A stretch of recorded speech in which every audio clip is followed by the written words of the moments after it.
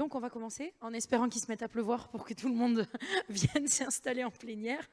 Moi, je suis ravie d'être parmi vous aujourd'hui. Donc, je voulais d'abord surtout remercier les entreprises qui vont venir pitcher, qui se sont prêtées à ce jeu. Pas forcément inédit pour vous, peut-être inédit pour certains d'entre vous. Remercier aussi les services de la région et en particulier, bien sûr, Sarah et Isabelle, qui sont les chevilles ouvrières de cet appel à projet TINA, Tourisme Innovant en Nouvelle-Aquitaine, auquel vous avez, vous les startups, toutes et tous répondu et été lauréats. Moi, simplement, vous remettre un petit peu cet appel à projet. Enfin, à l'époque, un appel à projet, aujourd'hui, ça ne va plus être un appel à projet.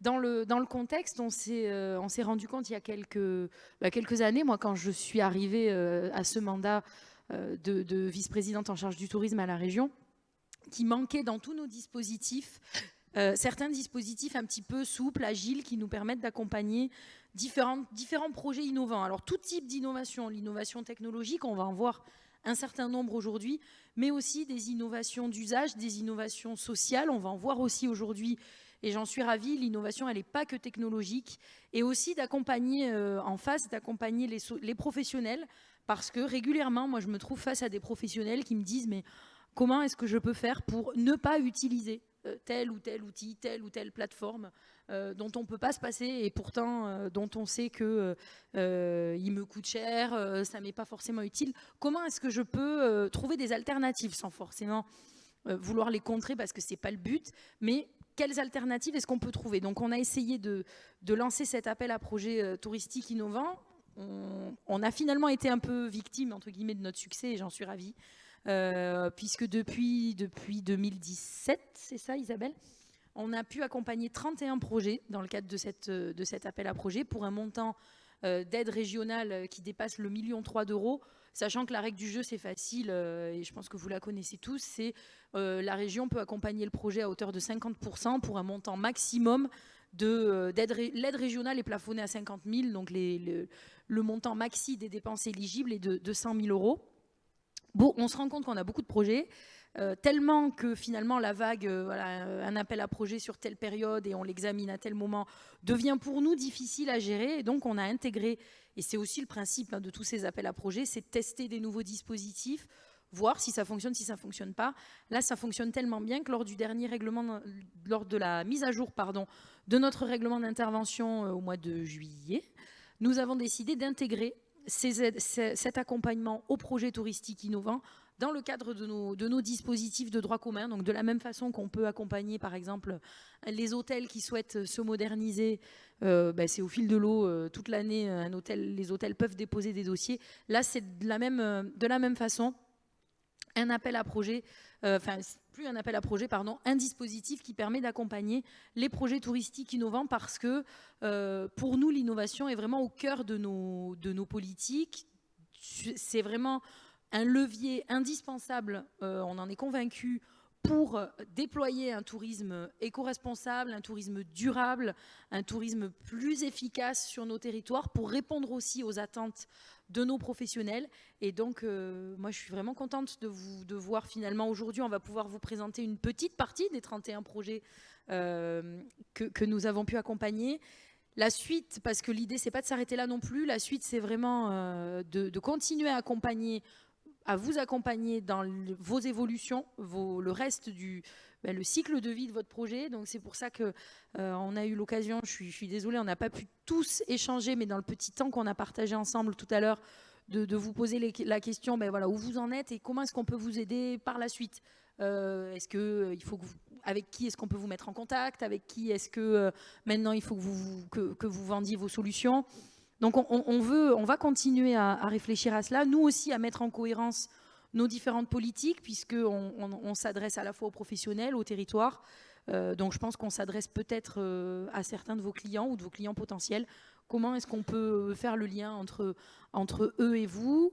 Nous nous engageons aussi dans la création, dans les mois qui viennent, d'un tourisme lab en Nouvelle-Aquitaine, dont ce sera aussi un des enjeux, cette mise en relation entre les différents acteurs. Donc c'est une première étape et puis peut-être vous donner l'occasion, lors de différentes rencontres professionnelles comme aujourd'hui, de venir pitcher, présenter, vendre vos solutions. Je sais que parmi vous, il y a des pros du pitch en tout timing, 10 minutes, 1 minute 30. Vous êtes, pour certains, pas mal exercés là-dessus. Et donc, je vais tout de suite vous laisser la parole et laisser aussi la parole derrière à la salle, puisque n'hésitez pas, je pense à la fin de chaque pitch, on aura un petit temps de questions-réponses si vous souhaitez poser des questions. C'est vraiment le lieu pour le faire. Pour le coup, on est un petit comité, mais ça peut être pas mal pour se poser des questions. Isabelle, je vous laisse animer la suite. Oui. Alors, on va appeler le premier projet, c'est le projet Resto. Donc, on va demander à Flore Bonnard, qui est cofondatrice du projet, et Quentin Maïssou, qui est restaurateur, l'interprète à Pau, de venir nous présenter le projet. Et bonjour à tous et à toutes. Ouais, merci beaucoup. Du coup, je suis Flore Bonnard, la fondatrice de Resto. Resto parce que, vous comprenez, on s'adresse au restaurant. Le réseau des restos, c'est un petit peu voilà, notre titre. Moi, il y a quelques mois, j'étais encore restauratrice derrière mon comptoir. Et puis, voilà, j'ai levé un petit peu le pied, j'ai eu un petit peu d'autres expériences professionnelles très raccourcies derrière. Notamment, j'étais commerciale et je vendais un petit peu du matériel pour les hôtels et les restaurants. J'ai rencontré beaucoup de restaurateurs pendant cette année-là et je me suis rendu compte qu'il y avait une grosse problématique autour de la restauration et de la digitalisation. Je rencontrais plein de restaurateurs qui me disaient « j'en ai marre de TripAdvisor, je n'ai pas de site internet, je paye trop cher les mises à jour de mon site, etc. etc. » Donc voilà, on a pas mal de problématiques récurrentes autour de la digitalisation des restaurants. C'est la raison pour laquelle j'ai commencé à réfléchir de façon un peu plus poussée à comment résoudre ces problématiques-là et que j'ai créé Resto. Donc Resto, c'est avant tout un module qu'on met en place et qu'on adresse aux restaurateurs. L'idée, c'est qu'aujourd'hui, un restaurateur, Quentin pourra en témoigner après, il n'a pas de temps et il a surtout assez peu de compétences et assez peu d'appétence pour le digital. Ils n'ont pas envie de s'y mettre, même si la plupart en seraient capables. Donc on a mis en place un module, un outil qui est extrêmement simple et qui va permettre aux restaurateurs de se créer un profil digital hyper simple, tout seul, sur notre plateforme. On va y venir après, je vais vous montrer comment ça fonctionne. En face, on va avoir des utilisateurs du grand public qui va également être acteur de cette plateforme et de ce réseau. Voilà, je vous expliquerai juste après comment ça va fonctionner. Je vais mettre cette petite vidéo qui va vous expliquer un petit peu mieux les choses. Suivez-moi, je vais vous parler de Resto. C'est une plateforme web qui est ultra simple et qui est pensée pour les restaurateurs. Vous y réalisez un profil web complet de votre restaurant, vous ajoutez facilement toutes vos informations et vos futurs clients trouveront immédiatement vos menus, vos horaires et même vos producteurs. C'est simple et c'est vous qui gérez. Grâce à notre interface accessible à tous et sans aucune compétence nécessaire, vous créez vous-même l'équivalent d'un site web pour un budget maîtrisé des 19,99 € par mois. Je suis Flore Bonnard, restauratrice et j'ai créé Resto. Mais Resto, c'est aussi une plateforme sur laquelle les avis clients peuvent être déposés seulement avec la photo du ticket de caisse pour un contrôle. Une référence digitale pour votre restaurant, un fil d'actualité dédié et exclusif, mais c'est aussi surtout un réseau avec de belles valeurs. Rejoignez-nous.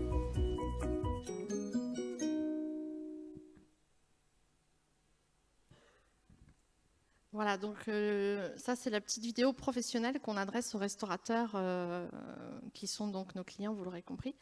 Là, vous avez un exemple du module qu'on met à disposition des restaurateurs. Ils ont un simple formulaire à remplir où après la mise en forme de ce qui va donner leur profil digital est complètement automatisé.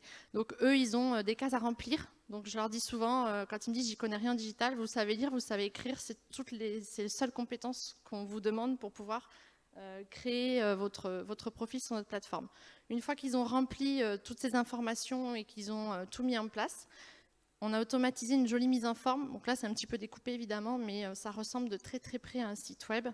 La différence, c'est que ce n'est pas un vrai site web qui va leur demander de faire du référencement, de faire des mises à jour compliquées. C'est un profil web qui est hébergé sur notre plateforme, mais qui leur est propre, qu'ils peuvent administrer eux-mêmes très facilement depuis soit leur smartphone, soit leur PC, c'est au choix. Ils vont pouvoir en 2 clics changer leur carte, changer leurs horaires d'ouverture. J'ai souvent rencontré des offices de tourisme qui me disent on ne sait pas quand les restaurants sont ouverts ou fermés, ils ne mettent pas à jour leur site, ils ne savent pas le faire, ils ne peuvent pas le faire.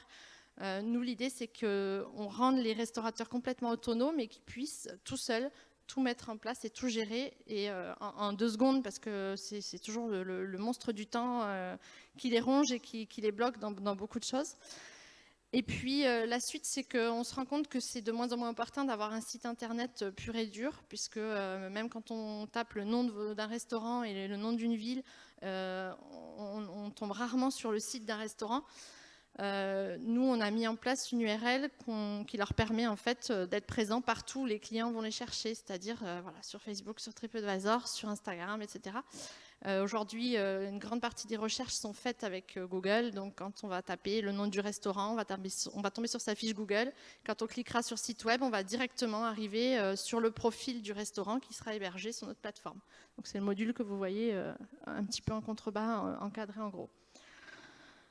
Ensuite, on va parler de la partie plutôt grand public, puisque une fois que le restaurateur a mis en place son profil et qu'il gère toute l'identité de son restaurant grâce à notre module, ça va s'adresser évidemment ces informations au grand public, mais le grand public va aussi être acteur et pouvoir agir, puisqu'il va pouvoir mettre des avis clients sur notre plateforme.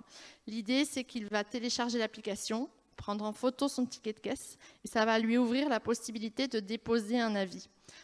On a mis en place des petits porte-additions que vous pouvez voir en haut à gauche, logotés, qu'on met à disposition des restaurateurs pour qu'ils puissent avoir un moyen de parler de nous et de motiver leurs clients à laisser un avis et à le laisser chez nous plutôt que de le laisser ailleurs. Les avis clients, ils sont public et privé, c'est-à-dire que le client, il a deux fenêtres qui vont s'ouvrir quand il va vouloir laisser l'avis client. En dehors de la note qui est dispatchée en 4 catégories, il va pouvoir laisser un avis public qui sera visible par tous les autres utilisateurs de la plateforme, mais aussi un avis privé qui ne sera visible que par le restaurateur. La réponse du restaurateur va se faire de la même façon, réponse publique visible par tous et réponse privée visible uniquement par l'utilisateur qui a laissé l'avis privé. L'idée, c'est de rétablir un petit peu de valeur dans cette relation restaurateur-client qui s'est dégradée, où on se retrouve avec des restaurateurs qui subissent ces avis clients, que ce soit par injustice avec les faux avis ou que ce soit tout simplement parce que des fois, les gens sont assez intransigeants avec eux. Alors, on ne leur promet pas qu'ils n'auront que des bons avis, on ne leur promet pas que les choses seront édulcorées, on leur explique juste qu'on propose et qu'on ouvre une porte, une autre voie. Déjà une autre voie, alors parfois les gens nous disent ah mais vous voulez contrer TripAdvisor. Alors non, on n'est pas là pour contrer TripAdvisor et on n'a pas cette ambition. On a juste envie de proposer quelque chose d'autre à tous les gens qui ne veulent plus utiliser ce module et qui ont envie d'autre chose. Donc voilà, on a mis en place la sécurisation des comptes avec le numéro de téléphone qui est nécessaire pour créer un compte. Aujourd'hui, sur TripAdvisor, par exemple, on peut se créer 10 comptes avec 10 adresses mail et mettre 10 faux avis clients d'affilée à un même restaurant.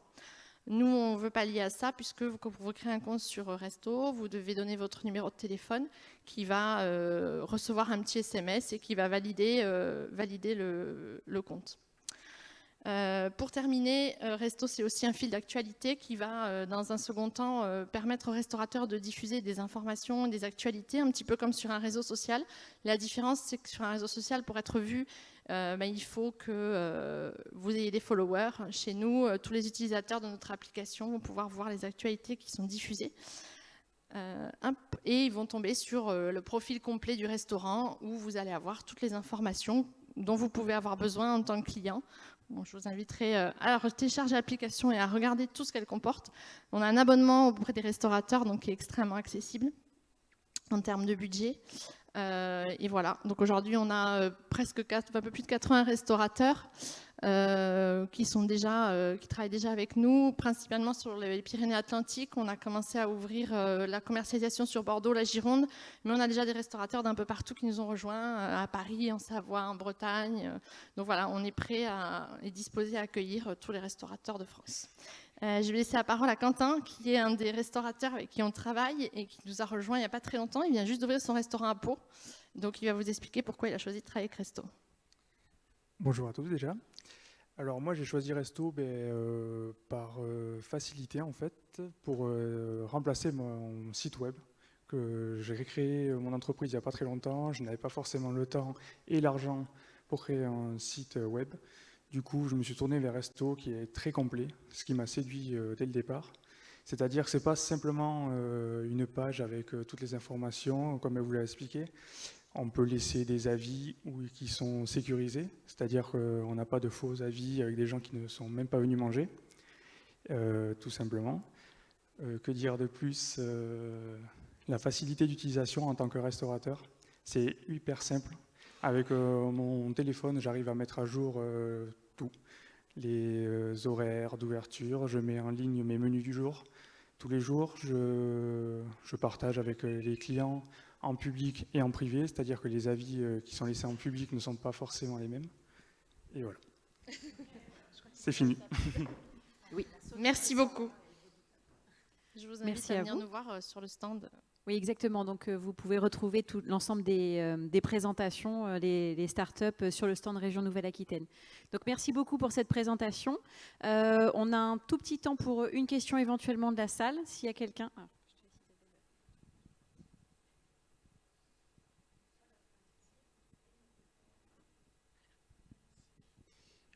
Bonjour, moi j'ai une question Bonjour. par rapport à l'offre. Enfin, comment vous recrutez donc les restaurants? Est-ce qu'il y a c'est du porte-à-porte? Alors, pour Parce que l'instant, c'est ça qui est la difficulté au début, j'imagine. absolument. Pour l'instant, on a fait du porte-à-porte, évidemment. On a fait des salons hôteliers. Par exemple, Quentin, on l'a recruté, si on peut dire, à Oresta, à Biarritz, où on avait un stand et il est passé. Et il a dit, moi, j'ai un projet d'ouverture dans quelques mois, mais à Pau. Et voilà, ça s'est fait par la suite, puisqu'on l'a suivi. On fait du porte-à-porte. On a recruté, grâce à Tina, 3 apprentis qui sont avec nous pendant 1 an, qui sont en école de commerce, donc en alternance, qu'on a 3 jours par semaine, qui vont faire du porte-à-porte chez les restaurants. Et puis, on aimerait maintenant que notre solution fonctionne bien et qu'elle est bien aboutie, faire un maximum de partenariats avec des offices de tourisme, avec des prescripteurs qui pourraient, voilà, typiquement dans une office de tourisme, quand un restaurant va venir se présenter, se faire référencer chez vous, voilà, s'il n'a pas de site internet par exemple, lui dire utilisez Resto, et s'il en a un, lui dire peut-être que vous pouvez aussi utiliser Resto pour vos avis clients, pour votre visibilité, pour rejoindre un réseau qualitatif, puisqu'on permet au Resto de citer leurs producteurs par exemple. L'idée c'est de vraiment mettre en valeur leur savoir-faire, leur travail. Donc notre but c'est aussi à terme de créer un réseau qui valorise le métier. Donc tout le monde est bienvenu et tout le monde a intérêt à nous rejoindre à un moment donné, voilà, pour qu'on crée quelque chose de bien tous ensemble. Ok, merci beaucoup. Alors, je suis désolée, on n'aura pas beaucoup de temps pour d'autres questions supplémentaires. On va donc remercier Resto et passer maintenant à l'entreprise suivante, donc Moustique, avec le projet Intuitive. Tout à fait, accompagné par Célia de Charente Tourisme, donc pour le côté expérimentation. Bonjour. Alors, je vais vous parler d'un produit qui s'appelle Intuitive, qui a été développé par la société Moustique que je dirige, et Célia est donc là pour témoigner sur son déploiement sur le site Charente Tourisme.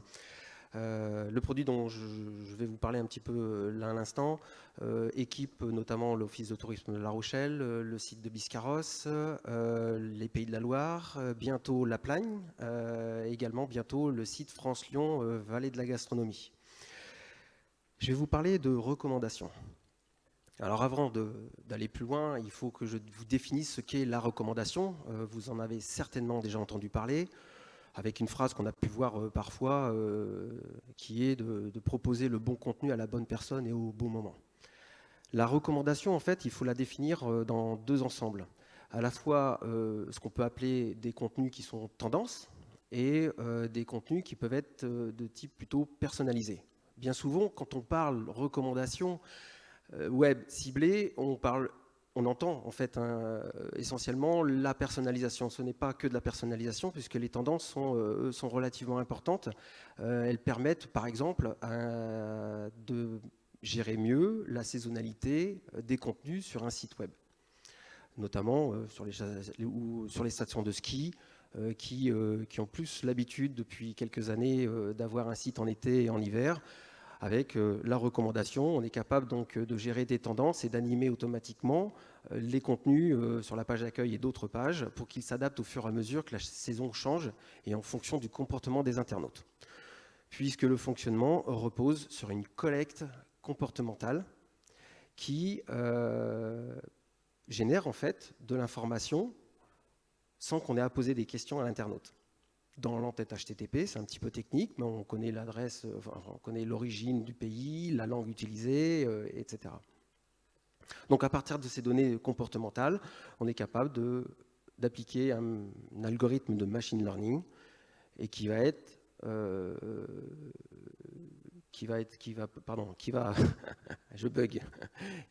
capable donc de sélectionner des contenus à la place d'une personne qui le ferait, mais sans le regard factuel du trafic sur le site en question.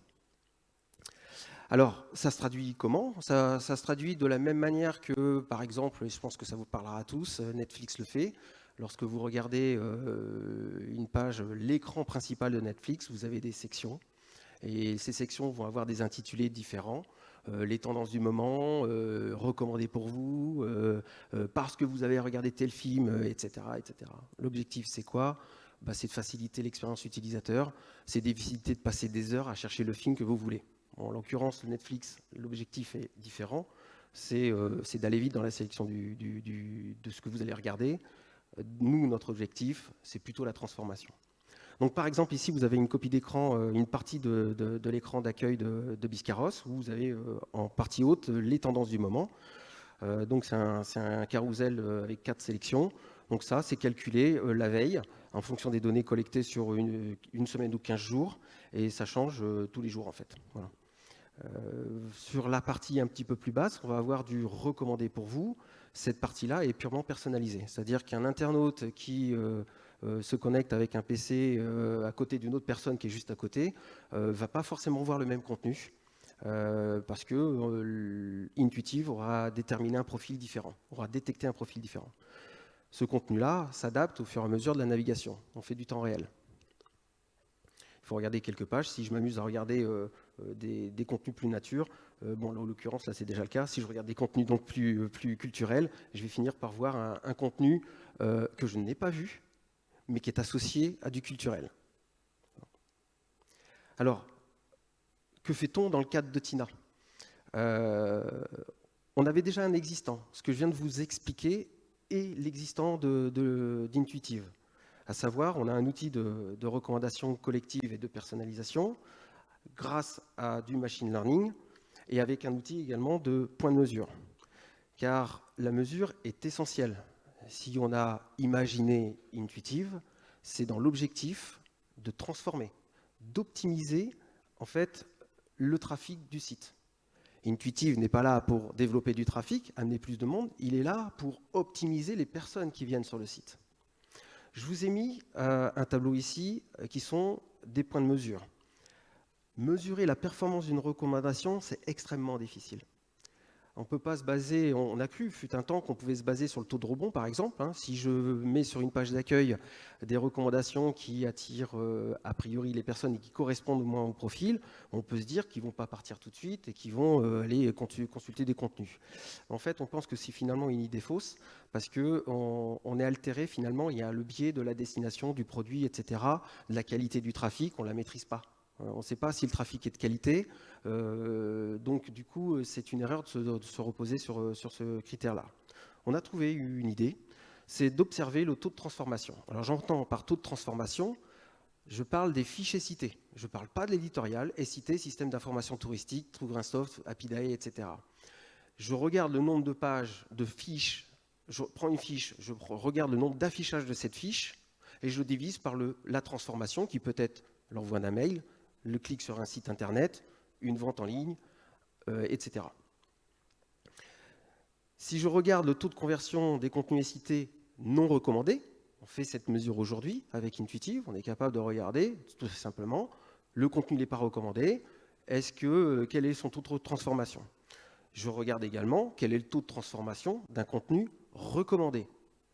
Si le taux de conversion, là j'ai dit conversion, j'ai transformation, c'est la même chose,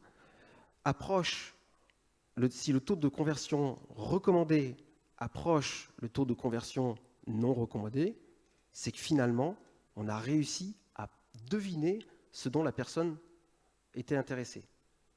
Puisque lorsque j'ai un taux de transformation sur la fiche non recommandée, on est dans la situation où finalement, l'internaute, il sait ce qu'il veut.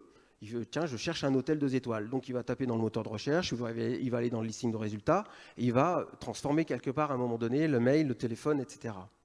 Si sur un produit recommandé, j'obtiens quasiment le même taux de recommandation, bah ça veut dire que finalement, j'ai deviné ce qu'il cherchait avant même qu'il le sache, et j'ai amené le même taux de transformation que s'il n'était pas recommandé. Donc on voit que sur Biscarrosse Grand Lac, on est à peu près proche, 6,19 et 5,40. Sur La Rochelle, on a un taux de transformation qui est complètement différent. Là, c'est lié à autre chose, c'est lié à l'ergonomie, à la qualité du trafic, et on est quasiment équivalent.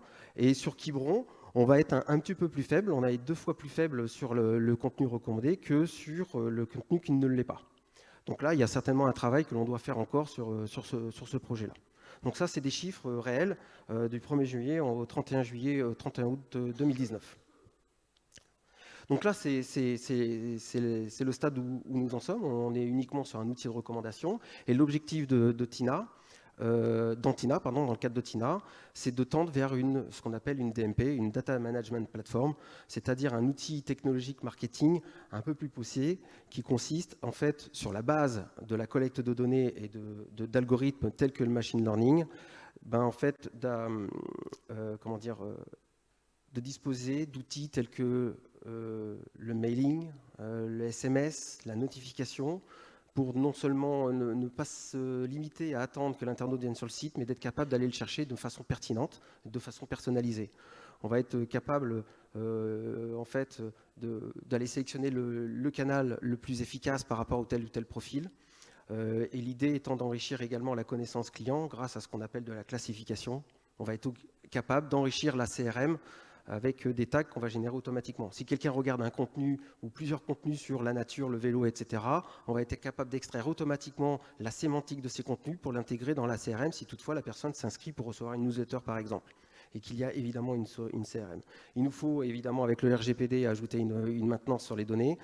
Et évidemment la mesure de la performance, on a 2 niveaux de mesure de performance, à la fois métier, donc les fichiers cités dont je vous ai parlé tout à l'heure, mais également sur la performance de nos recommandations. Sont-elles justes ou ne sont-elles pas justes? Il y a des manières scientifiques de le faire et c'est ces manières-là qu'on utilise, on a une formule particulière en fait.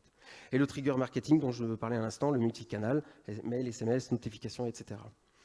Et enfin, on est capable, à l'aide d'un autre type d'algorithme qui s'appelle le lead scoring, de stimuler l'internaute. Si par exemple sur un site, un dispositif, je veux intensifier l'envoi de mails, en fait on peut détecter les profils qui ont tendance à envoyer des mails, on les prédit, et dès l'instant où on en a détecté un qui commence à ressembler à un profil, eh bien on va le solliciter avec une pop-in pour lui dire, bah voilà, vous pouvez entrer en contact avec le restaurateur par exemple, voilà, ce qui pousse donc à la consommation un peu plus. Je suis désolée Fabien, je vais devoir t'interrompre juste pour pouvoir passer la parole aussi à Célia, parce qu'on est déjà très très limite. La télécommande. Merci. Bonjour à tous. Donc, pour Charente Tourisme, qui est l'agence de développement touristique de la Charente et de la Charente-Maritime, nous avons intégré Intuitif sur notre site grand public Infiniment Charente en juillet dernier. Pour nous, l'objectif, c'est bien de passer d'un contenu général proposé à toute notre audience à un contenu pertinent et personnalisé pour une personne ou pour un foyer. C'est bien de pouvoir proposer des activités, des manifestations ou des hébergements en fonction d'un profil d'internaute, donc c'est-à-dire les données qu'on va avoir dans la CRM à propos de cet internaute. C'est les achats qu'il a pu réaliser, ses dates de voyage, ce qu'il a pu regarder sur notre site en termes de pages, sa localisation ou s'il utilise par exemple un mobile ou un ordinateur. Notre objectif final, c'est bien, comme Fabien l'a dit, c'est la transformation vers les sites web de nos prestataires. Donc c'est pouvoir proposer la bonne activité ou la bonne manifestation au bon moment à la bonne personne. Pour nous, Intuitif, c'est la pertinence d'adresser du contenu en fonction de nos cibles, si c'est des habitants, des touristes de proximité ou une clientèle étrangère, par exemple. C'est pouvoir adapter en fonction du cycle du voyage, si je suis plutôt dans de l'inspiration, ou si je suis sur le territoire, ou si je suis en post-voyage et je cherche peut-être à revenir sur le territoire. Et c'est enfin de la pertinence par rapport aux intérêts, si je suis plutôt attirée par du littoral, par des expériences sur les terres ou en campagne, si j'aime la gastronomie ou le patrimoine. Enfin, pour nous, et pour aller plus loin, la pertinence, ce sera bientôt d'intégrer des données chaudes, comme la météo ou le trafic, pour pouvoir proposer des activités en fonction de s'il fait beau ou s'il pleut, s'il y a du monde sur le pont de l'île de Ré, plutôt orienter nos internautes vers le Marais Poitevin, par exemple. Et pour aller plus loin, c'est aussi faire de l'outbound marketing, comme tu en parlais Fabien, via des push SMS ou des campagnes médias ou des newsletters. Voilà. Merci beaucoup. Merci beaucoup, Célia. Alors, très rapidement, est-ce qu'il y a une question dans la salle? Oui.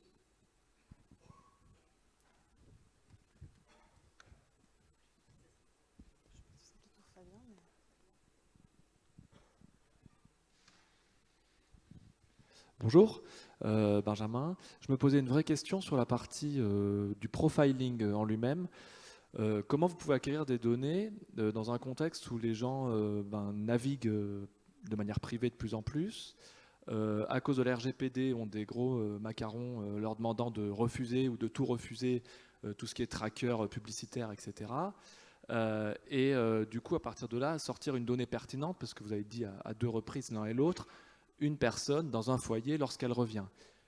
Voilà, quelle est la fiabilité finalement de cette donnée-là, en sachant que tout le reste, effectivement, sur la météo, sur la langue de la personne, etc., je pense que ça c'est assez empirique et anonymisé, mais sur cette partie vraiment profiling sans questionner l'utilisateur, voilà, comment vous comptez passer cette étape qui en fait aujourd'hui nous sensibilise tous?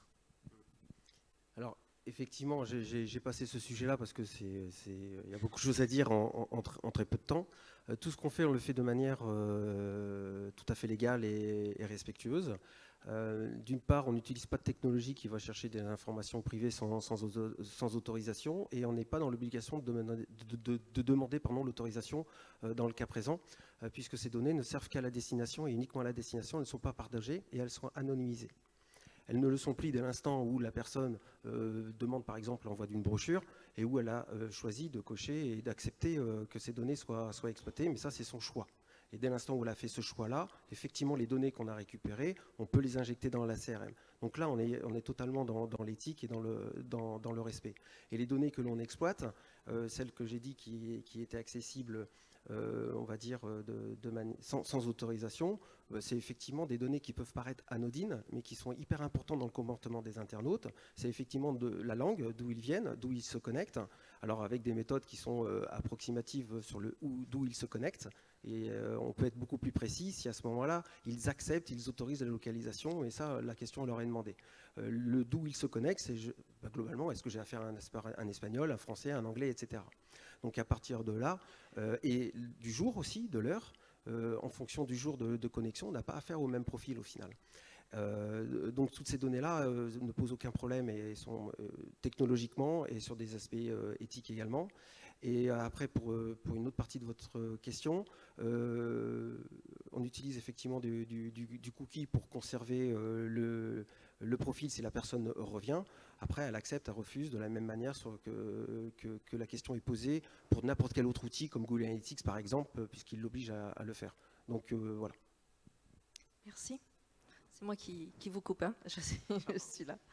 Merci beaucoup. On va passer au 3e projet, c'est le projet Solikint avec Johan Magnin, qui est le fondateur donc, de la solution. Et il y aura Nicolas Martin, qui est directeur de l'Office de tourisme Pays Basque, qui est associé au projet. Bonjour à tous, Johan Magnin, fondateur de Solikint, une start-up basée à Biarritz. Je suis donc accompagné de Nicolas, directeur de l'Office de tourisme Pays Basque. Je vais vous présenter en quelques minutes la solution Solikint et puis je donnerai ensuite la parole à Nicolas qui présentera la collaboration qu'on a initiée. Alors, Solikint, c'est un nouveau site de réservation d'hôtels qu'on a lancé le 25 septembre dernier, qui repose sur un principe solidaire totalement inédit. Notre proposition, réservez votre hôtel au profit d'associations. Sur Solikint, le paiement de vos nuits est 100% reversé à l'association de votre choix. Explication en vidéo.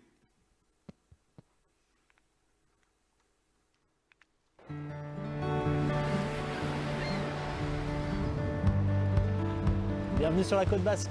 Je vais vous présenter en 30 secondes comment à Biarritz on a inventé le moyen d'aider des associations solidaires en partant en séjour dans des hôtels de rêve aux valeurs citoyennes. Surprenant? Allez, venez, je vous explique. Alors voici le concept. D'un côté, on a des associations qui réalisent un travail exceptionnel dans tous les domaines et qui ont des besoins financiers constants pour mettre en œuvre leurs actions. De l'autre, on a des hôtels dans des zones touristiques comme ici, qui disposent régulièrement de chambres inoccupées après la haute saison. Et enfin, il y a vous. Vous êtes sensible aux actions de toutes ces belles associations et vous serez partant pour une petite escapade touristique. Alors l'idée est simple, des hôteliers se mobilisent en offrant gracieusement des nuits pour la solidarité. Pour en profiter, vous réalisez une réservation dont le paiement est intégralement reversé à l'association de votre choix. Et alors en pratique, comment ça marche? Avec Solikend, on a sélectionné des hôtels de rêve qui souhaitent s'engager dans une démarche citoyenne. Ils offrent sur notre site des nuits solidaires. De votre côté, vous pouvez découvrir ces offres et les réserver en ligne, en indiquant l'association que vous souhaitez soutenir.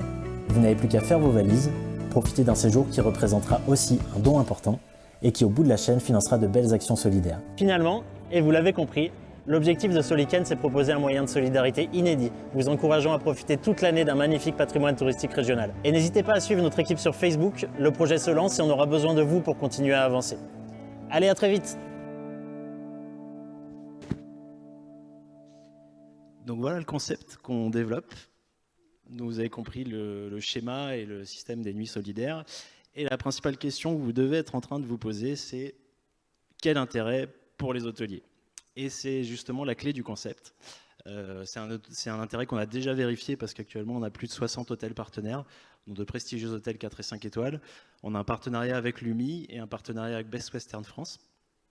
Côté hôtelier, Solikend, c'est un dispositif innovant de RSE dont l'intérêt peut se résumer en 5 points.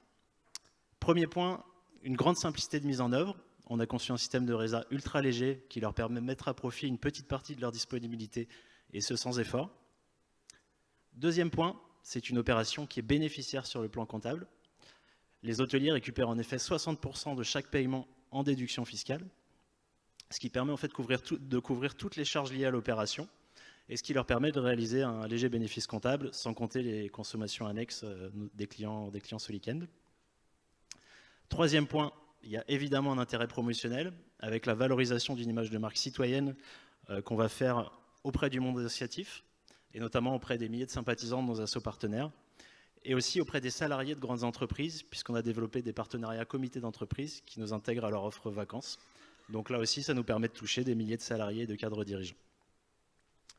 Quatrième point, Solikend génère une dynamique positive au sein des établissements et notamment auprès du personnel qui va être ravi de se mobiliser occasionnellement pour une bonne action aux côtés de son employeur. Je peux prendre l'exemple du Radisson Bordeaux. Le Radisson Bordeaux, Solikend a été porté par la gouvernante générale qui l'a porté auprès de sa direction et chaque nuit solidaire qu'on vend au Radisson Bordeaux, c'est aussi une expérience pour le personnel qui va savoir pourquoi cette nuit solidaire, pour quelle association, et ça permet aussi de fédérer son équipe autour de cette démarche solidaire qui est bien évidemment occasionnelle. Dernier point, et sans doute l'un des plus importants, Solikend est aussi un acteur au service de la réservation en direct. Comment ça fonctionne concrètement? Alors bien évidemment, l'offre solidaire n'est pas illimitée, elle est notamment limitée à une chambre par date, et quand elle est indisponible ou épuisée, on va faire le lien avec les sites officiels des hôtels et on va encourager à la résa en direct en expliquant ses bienfaits pour l'économie locale et aussi pour profiter des meilleurs tarifs. Donc avec ça, l'objectif de Solikend, c'est être à la fois solidaire, mais être une solution de réservation d'hôtel à part entière qui va encourager la réservation en direct, qui, comme vous le savez, est une problématique majeure des hôteliers à l'heure actuelle. On repasse côté grand public. On fait un petit tour sur le site pour voir comment ça fonctionne pour réserver une nuit solidaire. Donc ça se présente comme un site de résa classique. Vous naviguez, vous découvrez nos hôtels solidaires. Je vous propose de partir aux sources de Caudalie. C'est un magnifique palace en Gironde qui a en plus un bel engagement écologique qui est présenté sur sa page. Donc on va faire une petite folie, on va s'offrir une nuit aux sources de Caudalie. On choisit lors de la résa une association qu'on a envie de soutenir. On a des assos partenaires dans tous les domaines, enfance, recherche médicale, environnement, etc. Et la dernière étape de la résa, c'est le choix du prix. Alors il se trouve que les hôtels reversent 100% du paiement et donc vont en plus ouvrir la porte à votre générosité et vous allez pouvoir faire varier votre tarif à plus ou moins 20% du tarif standard, ce qui vous permet en plus d'avoir accès aux meilleurs tarifs possibles. Solikend aujourd'hui, c'est plus de 60 hôtels partenaires. Des hôtels, comme on l'a dit, des hôtels de tout type, 3, 4, 5 étoiles et un palace, qui soutiennent 28 associations. Alors on a des assos, on a des grandes ONG nationales, on a des petites assos locales. Et on a aussi, comme je l'ai dit, des comités d'entreprise de grands groupes qui nous ont intégrés à leur offre vacances. Donc finalement, l'objectif de Solikend, ça va être à la fois de porter un dispositif solidaire, à la fois de porter une nouvelle solution de réservation d'hôtels qui sera une alternative aux centrales, aux géants de la réservation et qui pourra toucher le grand public à la fois par son approche solidaire et avec l'aide de ses multiples partenaires. Un mot rapide sur le modèle économique. Vous vous posez sans doute aussi la question. Nous, on est une entreprise de l'économie sociale et solidaire et notre modèle économique repose sur une participation partagée de tous les acteurs du dispositif, à savoir les clients, les hôtels, les comités d'entreprise et les associations. Et cette participation partagée permet au modèle d'être viable avec seulement 30 nuits solidaires par an et par hôtel. Et on vise un développement national sur 3 ans qui, en parallèle, pourra permettre la collecte de centaines de milliers d'euros de dons pour le monde associatif. Un mot sur Solikend et le tourisme régional. L'idée de Solikend, l'un des objectifs de Solikend, c'est aussi encourager le tourisme en moyenne et basse saison à travers cette nouvelle raison qu'on donne de partir. C'est aussi, comme je l'ai expliqué, quelque chose de positif pour les hôteliers régionaux. Et donc on pense qu'il y a de multiples collaborations envisagées avec les acteurs institutionnels du tourisme. Ça peut être un relais auprès des hôteliers, un relais de communication auprès du grand public. Donc n'hésitez pas à venir nous voir pour qu'on puisse échanger, pour qu'on puisse voir ce qui est possible de faire. L'idée étant d'aider le déploiement de ce nouveau modèle de tourisme à la fois solidaire et local. Je vais donc donner la parole à Nicolas qui justement est venu nous voir pour nous proposer une idée de collaboration avec son office de tourisme. Milesker Johan, Rachel Deneri, Milesker Etrurik. Désolé pour ces quelques mots un peu barbares pour la plupart d'entre vous. Ravi de vous retrouver pour un certain nombre. J'ai 2 minutes, donc je vais aller très très vite. L'opération Dormez chez vous, qu'est-ce que c'est? L'idée pour nous, c'est d'expliquer qu'on peut avoir une démarche solidaire dans un office de tourisme. On n'est pas uniquement pour renseigner les touristes, en faire venir et faire travailler des professionnels du tourisme. On a aussi beaucoup d'autres missions, d'où l'expérimentation qu'on va mener cet automne et qu'on va voir tout de suite. Si on peut voir la diapo suivante. Voilà. Alors, quels sont nos objectifs? Le premier, que nous partageons dans la plupart des offices de tourisme, c'est d'inciter nos habitants à découvrir ou redécouvrir notre territoire. Il se trouve que nous, dans le Pays Basque, on a énormément d'habitants du Pays Basque, notamment sur la côte, qui ne connaissent pas du tout leur territoire et notamment l'intérieur.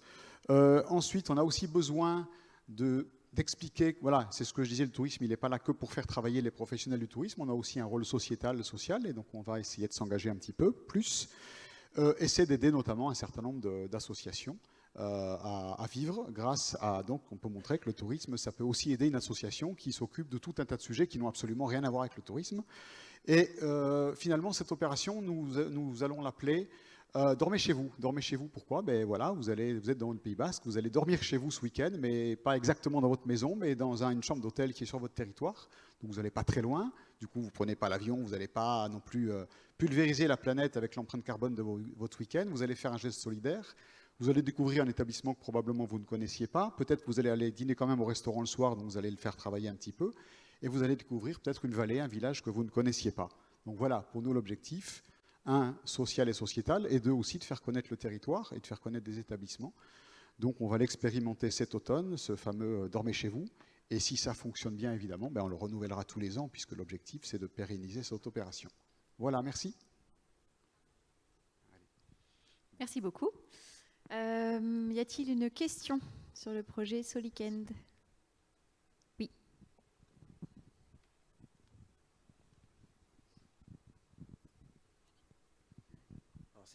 C'est pas une question très stratégique, c'est une question de curieux. Les gens, ils sont radins ou ils sont généreux, puisque vous avez mis un curseur. C'est quoi le comportement? Alors, le comportement, on a peu de temps d'observation. On a lancé le 25 septembre dernier, donc on a un peu plus de 2 semaines d'existence, mais on a été content de constater que sur les premières résas qu'on obtient, on a eu soit des prix inchangés, soit des gens qui allaient donner plus. Donc en fait, l'idée qu'on avait derrière, c'était parier sur le fait qu'en ouvrant la porte à la générosité, on allait avoir tout type de comportements, mais aussi des comportements qui, quand on choisit l'assaut, on a envie aussi d'enchaîner sur un acte généreux. Donc pour l'instant, ça se vérifie. Et on espère que ça s'équilibre un peu autour du tarif médian. Ok, merci beaucoup. On va donc passer maintenant à Yescapa avec la présentation de Valentine.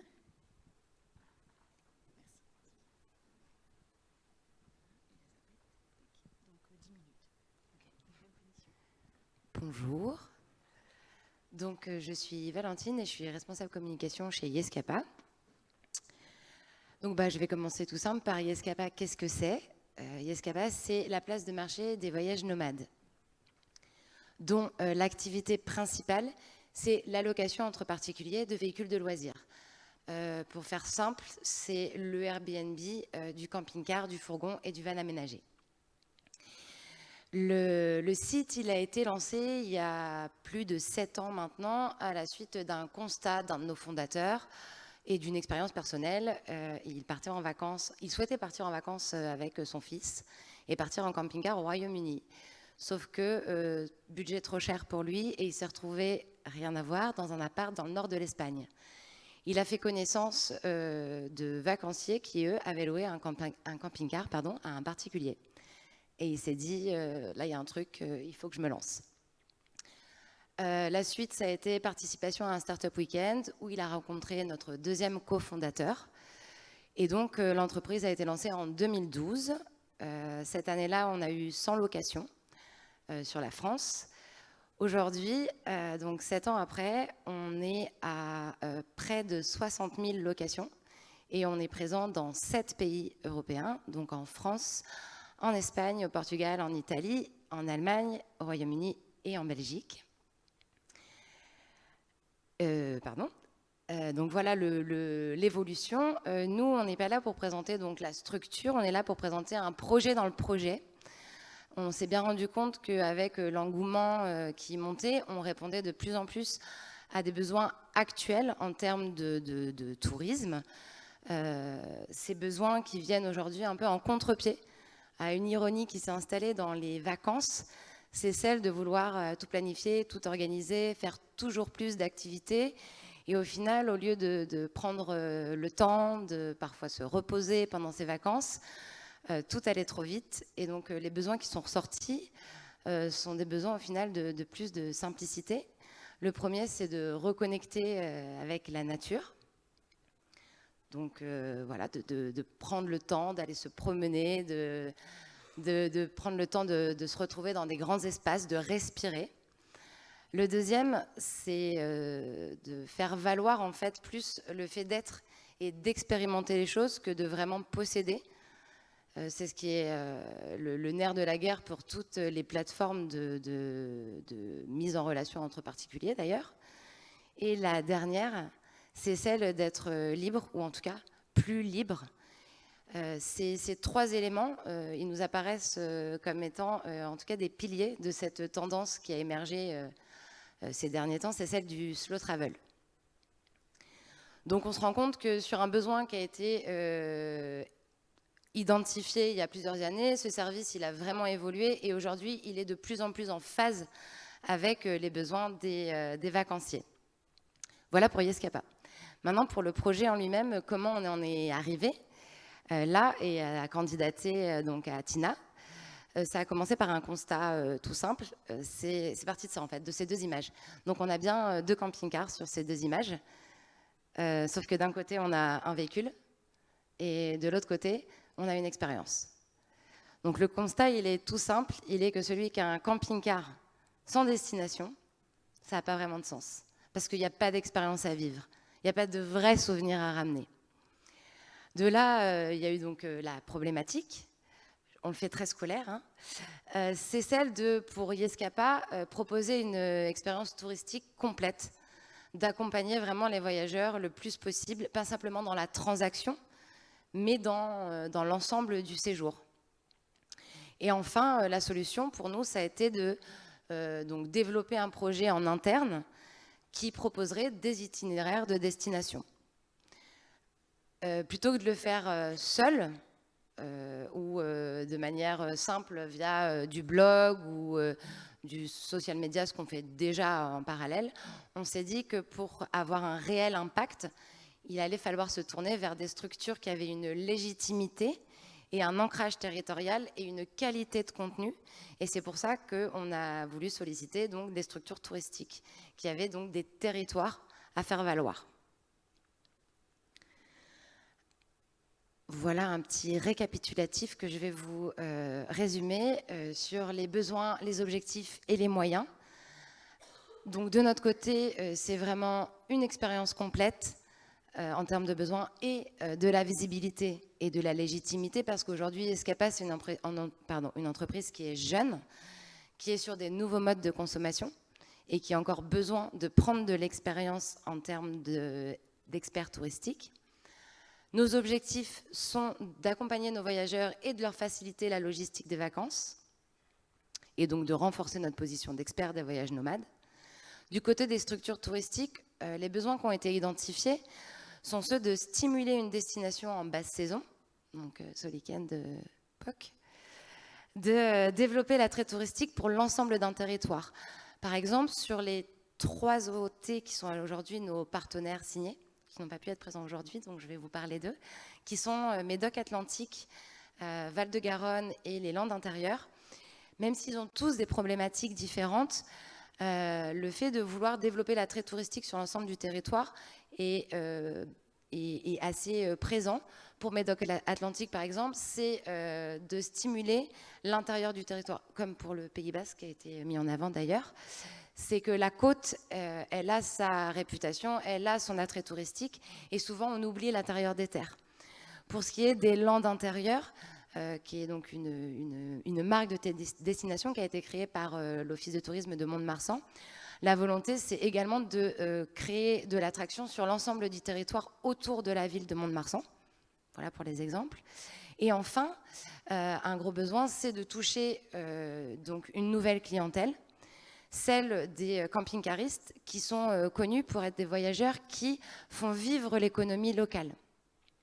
Les objectifs qu'on a dégagés sont ceux de proposer un contenu adapté à ces voyageurs, puisque donc ils ne voyagent pas de la même façon, puisque eux, ils ont leur maison sur le dos. Donc ils ont des facilités de déplacement dans le territoire qui ne sont pas les mêmes que les gens qui sont donc en appartement ou en hôtel ou en camping. On leur propose aussi de profiter d'une visibilité directement à la source de ce type de voyageurs. Et ces voyageurs, nous, on a deux profils, en fait. On a les camping-caristes qui sont plutôt rodés, qui chez nous seront des propriétaires de véhicules.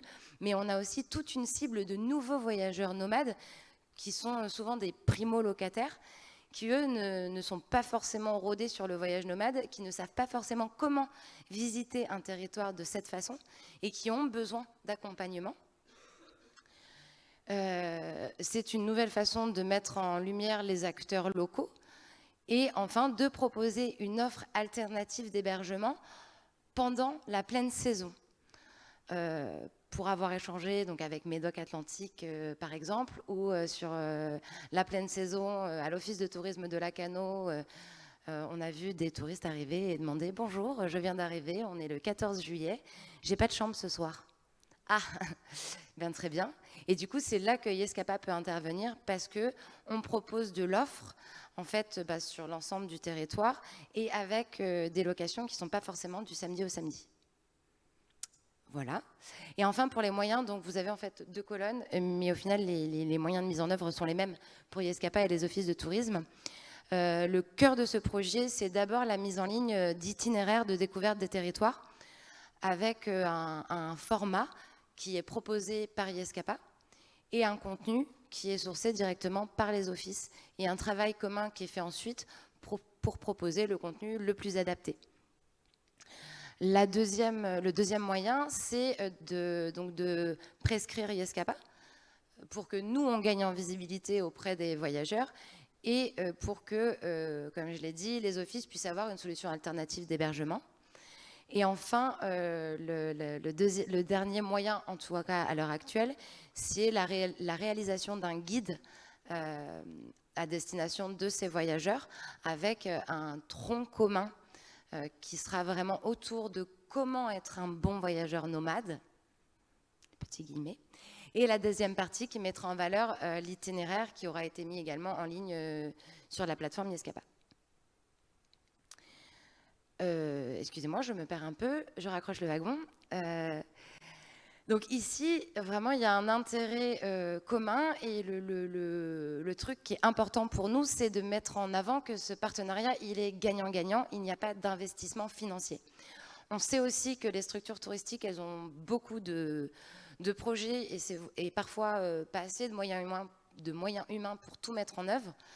Donc notre volonté, c'est de proposer le maximum d'outils et d'accompagnement pour faciliter le travail du côté des structures touristiques. Tout ça mis bout à bout nous font mettre en lumière que l'enjeu, il est commun pour Yescapa et les structures touristiques. Il est de faire de chaque séjour en camping-car une véritable expérience touristique. En résumé, pour nous, ce projet que l'on veut au plus près des acteurs locaux, il va proposer à nos voyageurs des bons plans, des informations, des conseils et une véritable envie de découvrir vos territoires. On se veut complice de création d'itinéraires, de souvenirs, de liens privilégiés et de communautés régionales. Et c'est aux côtés des structures touristiques que l'on souhaite prendre ce nouveau tournant. Merci beaucoup. Merci. Alors, est-ce qu'il y a une question pour Yescapa? Pas spécialement. Bon, alors dans ce cas-là, on va enchaîner. Très bien. Merci, Valentine. Et du coup, on va passer la parole à Maï Balthazar.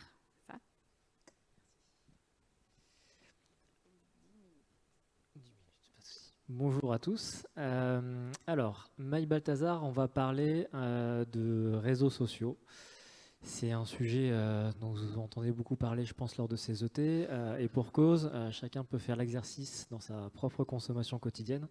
Les réseaux sociaux nous envahissent partout, tout le temps. Et donc, c'est forcément à la fois un enjeu, une problématique, une opportunité pour les territoires de savoir comment on apparaît sur ces réseaux sociaux, à quel point on est mis en valeur, ou en tout cas de façon suffisante, pour donner envie aux utilisateurs de venir sur son territoire plutôt que chez le voisin. Donc, qu'est-ce qu'on fait chez Maï Balthazar? Nous, notre ambition, c'est d'accompagner les professionnels à comprendre tout ce qui se passe sur les réseaux sociaux, à pouvoir le mesurer, l'analyser de façon synthétique, pour pouvoir en tirer des conclusions de façon beaucoup plus rapide, gagner du temps sur cette partie-là, pour gagner en efficacité. Alors comment on fait ça? On le fait avec des robots qu'on a développés en interne, qui nous permettent d'aller scanner tout ce qui se passe sur les réseaux sociaux les plus populaires que vous connaissez tous, sur des plateformes beaucoup plus spécifiques aussi à l'univers du tourisme, sur lesquelles on met en place un certain nombre d'outils, notamment des outils sémantiques qui permettent d'analyser tout le contenu et de pouvoir synthétiser ça et l'afficher sur une plateforme à laquelle chaque client a accès.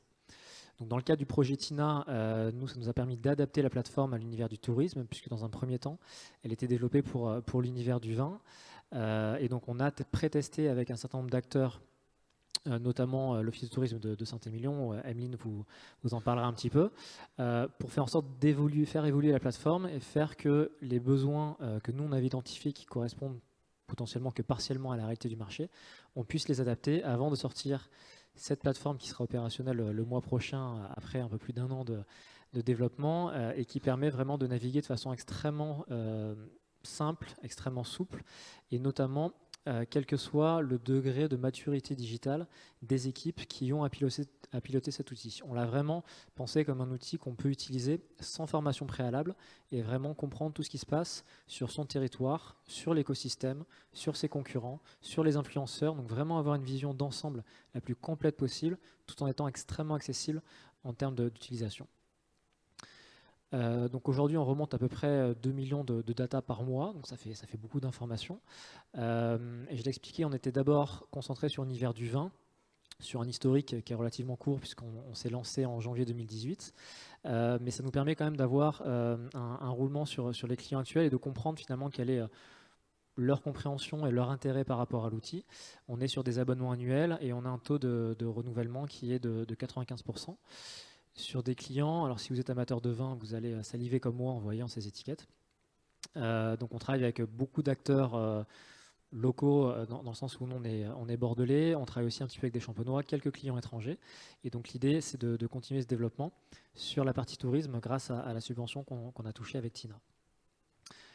De façon plus concrète, maintenant, donc les sources d'informations sur lesquelles la plateforme fonctionne, là où on va remonter des données, donc les réseaux sociaux très classiques et principaux que sont Facebook, Twitter, Instagram et YouTube, mais aussi les plateformes plus spécifiques que sont TripAdvisor et les avis Google. Et donc l'idée, c'est de retrouver le même niveau de détail sur ces plateformes pour votre territoire, mais aussi pour vos concurrents que vous sélectionnez vous-même et qui vous permettent d'avoir une prise de recul par rapport à vos propres performances. Et donc pour être encore un petit peu plus concret, ce qu'on va remonter sur la plateforme, ce sont à la fois vos performances propres, c'est-à-dire combien vous avez d'abonnés, à quel point ces abonnés sont réactifs par rapport au contenu que vous publiez. Ça va être aussi ces performances-là par rapport à vos concurrents. Quelles sont vos audiences, à la fois les personnes qui vous suivent, mais aussi les personnes qui parlent de vous sur les réseaux sociaux? Est-ce que c'est les mêmes typologies de personnes? Est-ce qu'elles sont localisées au même endroit? Un focus aussi sur les influenceurs, c'est un sujet un peu tarte à la crème dont on entend beaucoup parler. On essaye d'avoir une analyse assez fine sur ce sujet-là pour vous fournir des insights assez précis. Une analyse géographique également qui permet de savoir où sont localisées les personnes qui parlent de vous notamment. Une question de tonalité aussi. Est-ce que les gens qui parlent de vous le font dans des considérations positives, neutres ou négatives? Et on va continuer à améliorer la plateforme, notamment, et c'est tout le sens de notre collaboration avec l'Office de tourisme de Saint-Émilion et d'autres structures avec lesquelles on travaille, c'est d'avoir des échanges qui nous permettent d'améliorer la plateforme. Et donc là, la prochaine fonctionnalité sur laquelle on va travailler, c'est une analyse aussi sémantique de tous les contenus qui sont publiés autour de vos territoires pour les regrouper par nuage de mots-clés et comprendre entre telle et telle période par rapport à un événement que vous avez mis en place par exemple, qu'est-ce que les gens en ont pensé, quelles sont les thématiques qui ressortent, est-ce que ça correspond à ce que vous-même souhaitez diffuser comme message. Et donc tout ça permet de gagner un temps extrêmement précieux sur l'analyse et la compréhension. Donc voilà, juste en quelques mots, nous les bénéfices, c'est vraiment ça, on remonte en fait beaucoup d'informations qui existent sur le digital, qu'un être humain pourrait faire lui-même. Alors c'est pas un être humain, c'est plutôt des centaines parce que les informations sont nombreuses et évoluent de façon constante. La machine travaille 24 heures sur 24. Les algorithmes permettent de rendre tout ça de façon très intelligible, très didactique et faire en sorte que l'analyse prenne un temps extrêmement limité et que tout le temps qu'on gagne permette de créer des actions, d'animer ses communautés, d'animer son territoire et de gagner vraiment en efficacité. J'espère que j'ai respecté le timing. Oui, c'est bon. Alors, je vais juste demander à Emeline de nous raconter un petit peu son expérience sur MyBalthazar. Bonjour à tous. Ce que je vais vous raconter, en fait, c'est une histoire des ET. Donc, ça tombe plutôt bien. Ça fait quasiment un an, jour pour jour, qu'on s'est rencontrés ici. Benjamin était un peu isolé, tout en bas dans les salons. Il y avait des exposants l'année dernière, un peu tout seul à sa table. Donc, entre quelques présentations, j'ai pris le temps de m'asseoir et de regarder en détail du coup, sa solution qui s'adressait plus particulièrement aux propriétés viticoles à l'époque. Et Benjamin, du coup, en voyant d'où je venais, a dit « Ah, mais moi, je commence à travailler sur un projet au niveau du tourisme. Voilà, alors j'ai quelques pistes. » Moi, ma première réflexion, puisque notre idée à Saint-Émilion, en tout cas à l'Office de tourisme du Grand Saint-Émilionnais, c'est de pouvoir aussi collaborer avec des startups. Ça a été de lui dire écoute, nous, on a des besoins, on a des idées. Moi, je veux bien tester. Je veux bien être le cobaye pour voir un peu le fonctionnement, faire un feedback sur les évolutions qui pourraient être mises en place, les choses qui ne nous conviennent pas, qu'on trouve peut-être inutiles. Enfin, voilà. Donc, Benjamin a été plutôt très réactif, puisqu'une dizaine de jours après notre premier rendez-vous, ici aux ET, j'ai eu donc un premier accès sur une plateforme test avec déjà une prise en compte de certaines remarques que je lui avais fait lors des ET. Et c'est vraiment donc cette collaboration, on va dire, de test de notre part et du coup de retour d'expérience et du coup évolution de l'outil qu'on a mis en place depuis un an et que je trouve très agréable, en tout cas en tant qu'utilisateur, de voir que les remarques qu'on peut avoir au quotidien sont prises en compte par la start-up avec laquelle on travaille et du coup permettent d'améliorer l'outil. Et on espère pas que pour nous, mais aussi pour les autres confrères qui vont être amenés à travailler avec cette solution. De façon maintenant très auto-centrée, Saint-Émilion, ce que nous apporte MyBalthazar, c'est d'abord un outil qui nous permet forcément de synthétiser un grand nombre de données, puisque comme Benjamin l'a expliqué, il y a quasiment, on va dire, toutes les données qui nous intéressent parmi les réseaux sociaux qui sont rassemblées sur cet outil. Et comme vous le savez tous, c'est stratégique dans le monde du tourisme de pouvoir analyser ces données, on va dire simplement et rapidement. Et un point j'ai trouvé très intéressant, puisqu'il n'y avait qu'un outil qui le proposait actuellement, c'était Facebook, c'est la comparaison, on va dire, avec d'autres acteurs qu'on identifie en tant que concurrents. Et donc là, c'est une analyse qui permet de se faire sur différents niveaux de réseaux sociaux et qui nous a permis à nous, en tant qu'office, d'aller copier des bonnes pratiques, d'aller regarder pourquoi est-ce qu'à telle occasion, tel concurrent identifié a fait des bonnes performances, a été meilleur que nous sur certaines périodes de l'année, sur certains événements, et donc d'aller nous interroger sur nos propres pratiques et en fait se challenger, se remettre en question. Donc c'est une des nombreuses facettes de My Balthazar que nous avons trouvé très intéressant à Saint-Émilion. Et donc juste pour conclure, puisque j'ai eu la chance de voir la dernière version test la semaine dernière, qui sera lancée donc d'ici 15 jours, je crois, quelque chose comme ça. Et donc on a encore passé une étape, toujours dans l'amélioration de l'outil, que ce soit en termes d'expérience utilisateur, de simplification, en termes de lisibilité, d'accès à l'information, et encore toujours, ce qu'on en reparlait tout à l'heure, de petites pistes d'amélioration. Donc en tout cas, un outil qui est intéressant parce qu'il est en constante évolution et cherche à s'adapter donc à ses cibles et à ses futurs partenaires, et qui permet de gagner du temps en tant que structure touristique. Merci beaucoup à tous les deux. Une question peut-être? Je fais tout rapidement. Non? Bon, alors on va enchaîner. Merci beaucoup. Merci. Avec la dernière entreprise donc, à présenter son projet, qui est Idée Cadeau d'ici.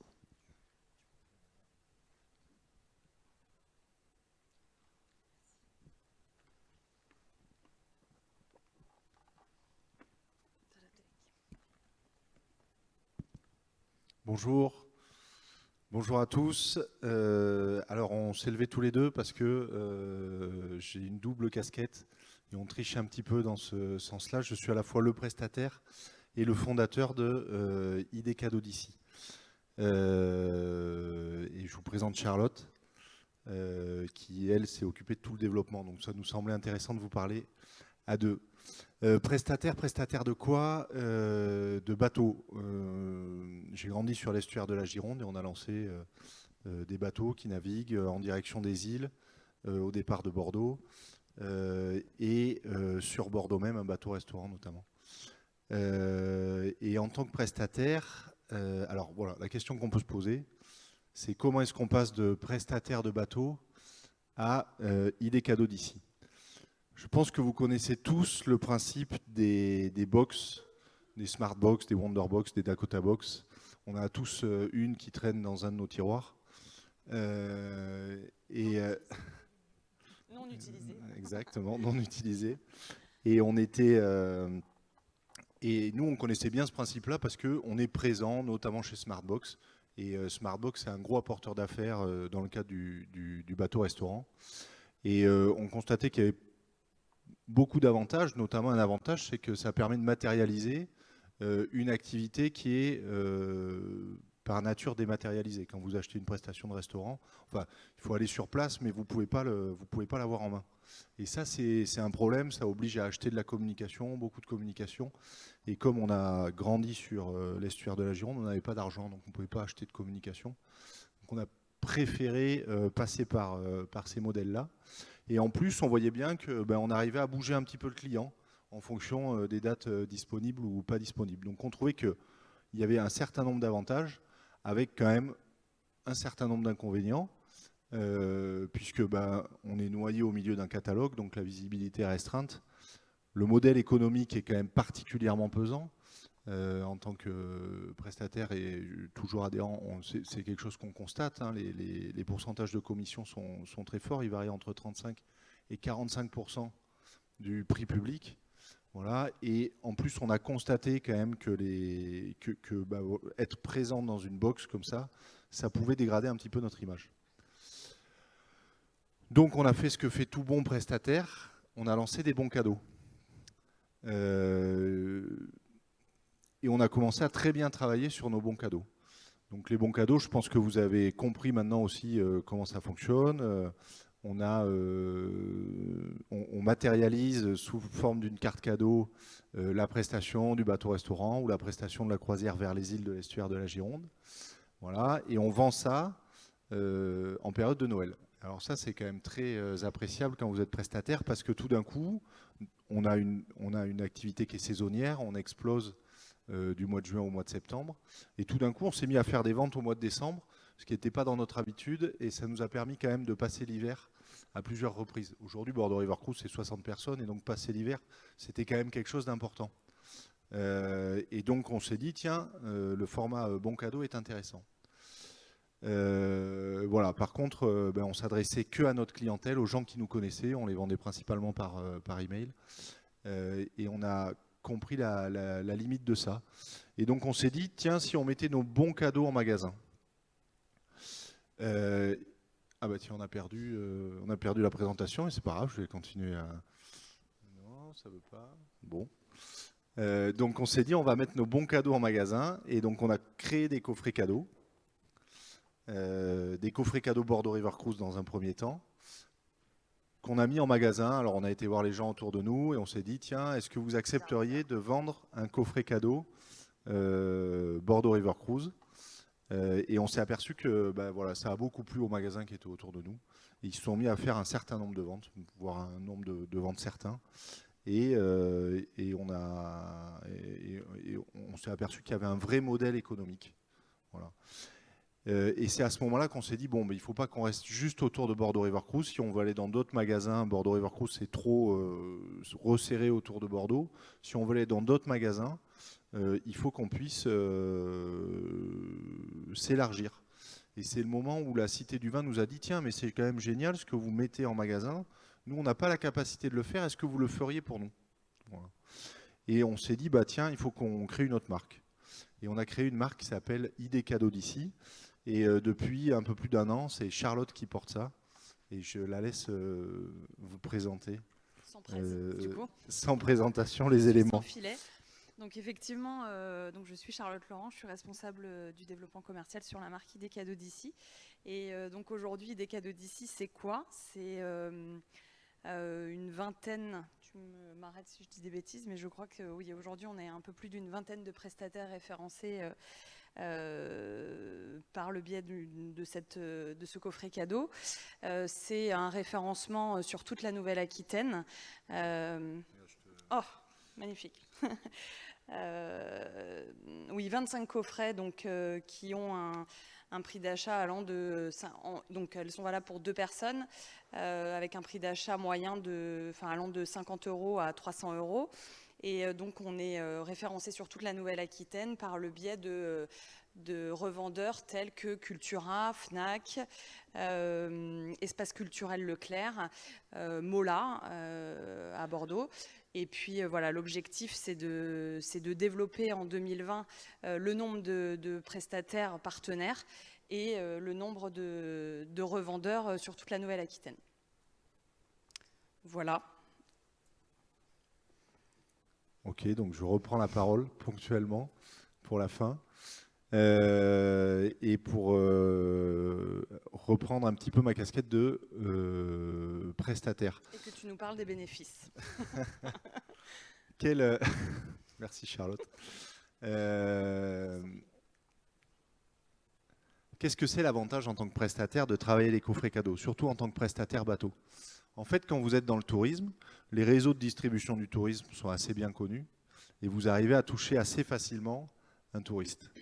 Voilà. Sauf que nous, on avait une activité dite de loisir, il fallait aussi qu'on touche quelqu'un dans le Bordelais, quelqu'un de local. Et comme je le disais tout à l'heure, la communication, ça coûte vite très très cher, qu'elle soit digitale ou papier d'ailleurs. Et on s'est aperçu qu'en misant sur la notion de cadeau, on créait 2 réseaux de distribution supplémentaires. Et en fait, je pense que c'est ça qu'ils achètent les prestataires. Et d'ailleurs, on est en recherche de prestataires puisqu'on est en recherche de développement. C'est ça qu'achètent les prestataires, à savoir que tout d'un coup, ils ont un nouveau réseau de distribution qui est la présence en magasin. Quand vous êtes présent dans l'espace culturel Leclerc du quartier, eh ben, vous arrivez à toucher des gens que vous ne connaissez pas ou qui n'ont jamais pris le temps de regarder votre activité. Voilà. Et donc ça donne une grosse visibilité en plus. Et le deuxième volet de ça, c'est que ID Cadeaux d'ici s'accompagne d'un site web avec les coffrets cadeaux qui sont en vente. Et donc vous touchez pas les gens qui vous connaissent, vous touchez pas les gens qui recherchent par votre activité, vous touchez les gens qui cherchent un cadeau. Voilà. Et donc vous donnez des nouvelles idées cadeaux. Voilà. Alors pour ceux qui connaissent, on prend souvent l'exemple de Cordouan, puisque c'est un des prestataires qui a signé cette année. Voilà, le phare de Cordouan, en Gironde, tout le monde connaît, mais personne n'y va jamais parce que c'est très compliqué. Et tout d'un coup, quand vous dites, tiens, mais je pourrais offrir ça comme cadeau, eh ben, ça retient les gens, ils se disent, tiens, mais ça c'est un cadeau original, c'est un cadeau qu'on n'a pas fait, et c'est un cadeau qui serait sympa de faire. Voilà, donc on a élargi considérablement notre gamme, ça a intéressé l'ASCO, ça a intéressé plusieurs prestataires sur le bassin d'Arcachon. On a même une distillerie qui est venue nous dire, tiens, mais on fait des visites, on aimerait bien pouvoir les vendre en coffret cadeau. Ou Narbor, hein, pour ne pas la citer, à Bordeaux. Exactement. Et ça, on pense qu'en fait, c'est un vrai levier de progression pour des activités qui sont locales, qui sont sur des business models un peu mixtes, qui ne sont pas uniquement touristiques, qui touchent aussi un tourisme intramuros. Et on rejoint dans cette perspective ce que présentait Nicolas Martin tout à l'heure, à savoir, on peut faire un peu de tourisme près de chez nous. C'est juste une question de terminologie. Il faut trouver la bonne porte d'entrée. Et on propose la bonne porte d'entrée. Alors, et on conclut. Pourquoi est-ce qu'on a eu besoin de Tina? Parce que il y avait un gros développement, notamment web et notamment logistique. Il y a une grosse plateforme logistique derrière pour gérer des coffrets cadeaux. Et on a fait travailler pour ça des gens du coin. Et donc on s'est beaucoup appuyé sur Tina, sur les financements Tina, pour pouvoir porter ce développement. Voilà, et ce dont on a besoin un petit peu, j'en profite pour faire passer des messages, en fait on s'aperçoit que c'est des offres qui sont très localisées. On ne l'a pas dit, hein, mais la différence avec une box, c'est qu'il y a une offre par coffret. Donc vous faites un vrai cadeau. D'accord ? Et donc si on veut se développer dans toute la région Nouvelle-Aquitaine, il faut qu'on ait des offres qui correspondent à l'échelle du département, puisque les coffrets sont en général consommés dans un rayon de 100 km. Donc il faut qu'on ait des offres comme ça qu'on trouve du côté de Poitiers, du côté de La Rochelle, du côté de Limoges, du côté de Pau. Voilà. Et donc les prochaines étapes de développement auxquelles s'attelle Charlotte, c'est de chercher de nouveaux prestataires partenaires. Voilà, je crois que c'est tout. Je ne vais pas insister. Non, on a été très clair.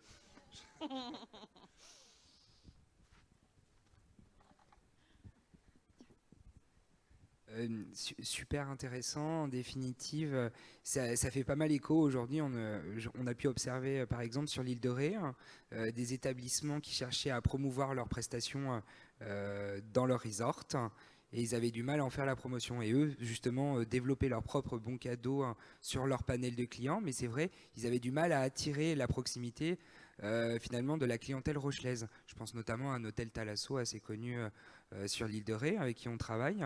Et du coup la question c'est eux demain ils pourraient du coup se distribuer via un bon cadeau chez vous. Et du coup est-ce que vous en maîtriserez les fenêtres temporelles? Enfin je ne sais pas si c'est très clair, mais en gros les Rochelais qui iraient dans cette Thalasso iraient uniquement durant l'automne, l'hiver. Enfin c'est des choses que vous aidez.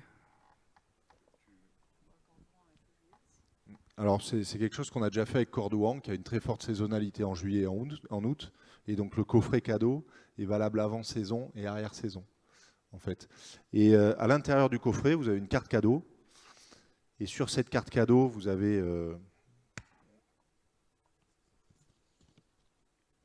le premier texte qui est un peu de la poésie, mais on est quand même dans du cadeau, donc c'est important de voilà. Et au dos, vous avez un tuto qui vous explique comment réserver votre carte cadeau. Ce qui est bien, c'est que chaque tuto est personnalisable en fait en fonction du prestataire. Donc effectivement, on est capable de gérer la saisonnalité, en tout cas conseiller de la saisonnalité et mettre des coffrets cadeaux valables en fonction de la saison. Le tout est récapitulé sur le petit carré jaune ici. On va passer la parole à Sandrine pour le mot de la fin. Non, mais écoutez, moi, je voulais simplement vous remercier à tous et à toutes pour ces présentations, ces petits retours. C'est important pour nous, voilà, 1 an, 2 ans après, de savoir où vous en êtes, en quoi l'aide régionale vous a aidé et puis en quoi on peut continuer à vous aider, parce que l'idée, c'est pas de vous laisser tomber maintenant, c'est de continuer à vous accompagner. Donc, soit en faisant le lien, comme vous le disiez, avec des potentiels prestataires, en continuant pour ce qui vous concerne à étoffer votre offre, ou en créant le lien entre les startups, les offices de tourisme, les startups et les entreprises du tourisme. En tout cas, on va s'y atteler à vos côtés. Et moi, je vous remercie encore pour ce moment d'échange. C'est intéressant. Ça confirme, si besoin était, la pertinence de ces accompagnements.